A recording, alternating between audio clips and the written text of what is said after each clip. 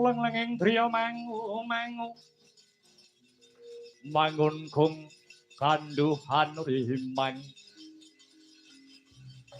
lirlena tanpa kanin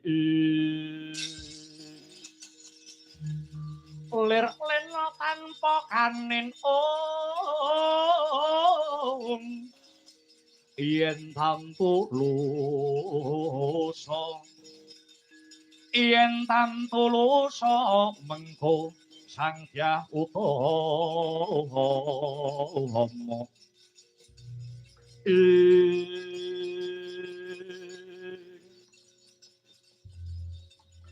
ora sisip panduluku iki kaya buta pringgondani inggih kula pun harimba kowe arimba inggih ana apa bebarenga dinten sakmangke kula minggah wonten Sitinggil negari Ngastina labet kula mundi dawuh sabdanipun Kanjeng Rama Prabu Tremboko kinen sowan wonten ngarsanipun sinuwun Prabu Pandhu.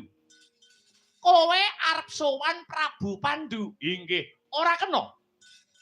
Dina iki dudu dina pasewakan. Ora kena drajak-drajak munggah Sitinggil negara Ngastina. Oh. Mboten dinten pasewakan nggih. Iya.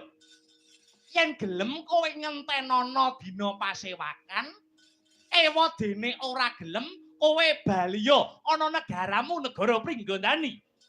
Monggo sowan kula niku kadhawuhan ngaturaken nawala.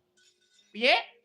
Monggo sowan kula menika badhe ngaturaken wujudipun Kintaka utawi nawala. Ngaturke layang ana ngarsane Prabu Pandhu. Inggih. Katur Prabu Pandhu Dewayana sang marting jagat. Ora susah kowe sing sowan dhewe. Layang saka Prabu Tremboko tak gawane. Lho. Dawuhipun Rama Prabu Tremboko layangipun boten kenging dipun tampi kalian sinten-sinten. Kejawi namung Prabu Pandhu pribadi. Ora kena. Negara kuwi mawa pranatan, negara kuwi duwe aturan. Kari kowe gelem apa ora? Yen gelem layange titip mlaku, ewa dene ora gelem, kowe bali yo. Weh, mbok arep ngaturne layang munggah Sitinggil mawon kok mboten oleh. Ora kena. Nggih. Inggih menawi mekaten sumangga. Sumangga kula aturi nampi layangipun, Raden.